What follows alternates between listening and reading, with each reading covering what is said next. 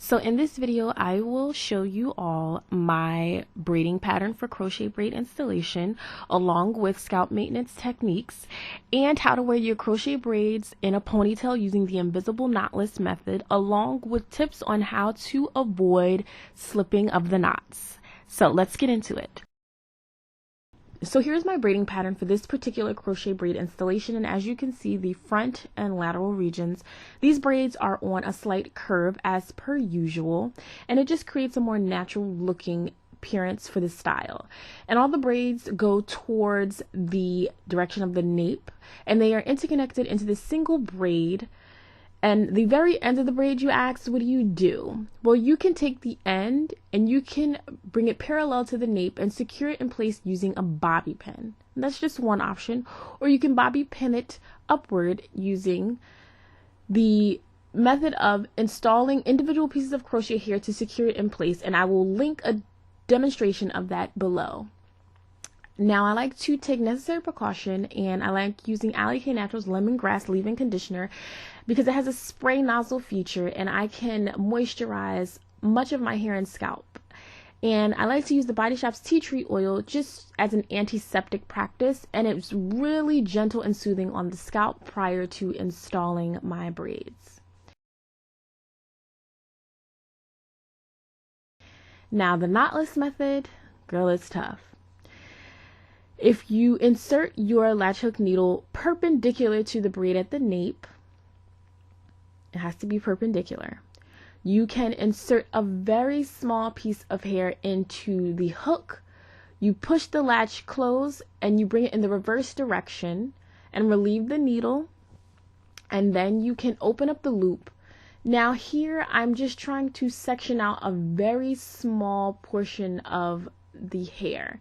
And I'm going to use my right hand to secure that small section, and my left hand is going to go down the length of the hair just to detangle so that I don't run into any snags.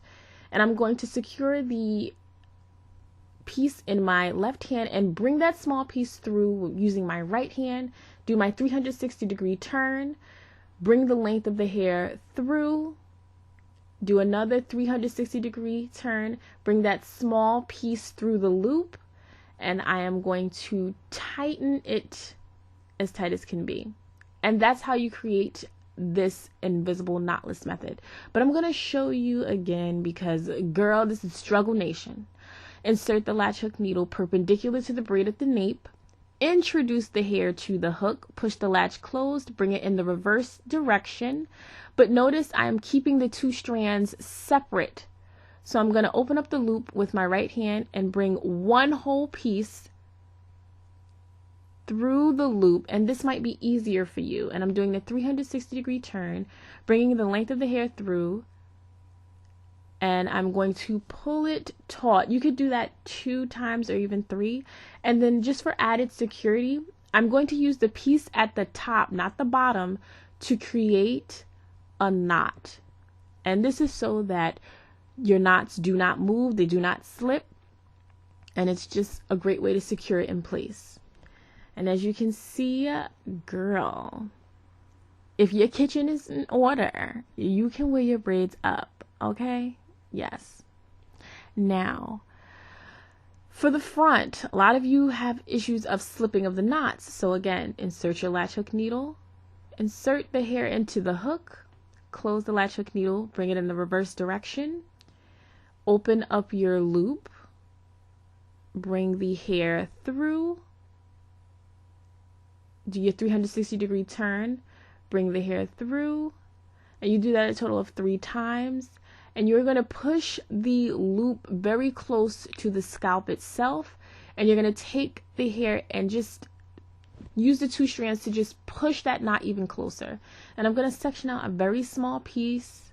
It's going to be super tiny in comparison to the other strand, and I'm just going to create a knot. You can do the number 4 method to create your knot, or you can just do the regular standard method of creating a knot. Girl, did that make sense? Okay, I'm just at this point, I'm done. So for my bang, I like to cut the hair at the halfway point, because if this hair is 22 inches, I'm going to cut it in half so that it is 11 inches when I fold it over again. So this It's going all up in here. Yes, a little Mary J. Blige rock for you. Okay, I'm tired. Now, this is where I crochet in all of the smaller pieces so I can create the appearance of a bang, just this section. Now, you guys should be super familiar with this. I have so many videos of me doing this method. And I'm just going to insert the latch hook needle. I'm going to start off by doing my 360-degree turn, bring the length of the hair through. Do my 360-degree turn, bring the length of the hair through. Do another 360-degree turn and bring the length of the hair through for a final time. Push the knot close to the scalp. And you're just going to pull on the 2 strands very tight and taut so this knot is secured even more. And then I'm just going to create a very run-of-the-mill knot. It was kind of difficult because I was on the top of my head and I didn't want to get out of frame. But there you go. When you are installing your hair in this particular section towards the bang, you want it to be very close together. So even though I say do a finger width apart, you can even do slightly closer than that. And I'm just repeating the same step.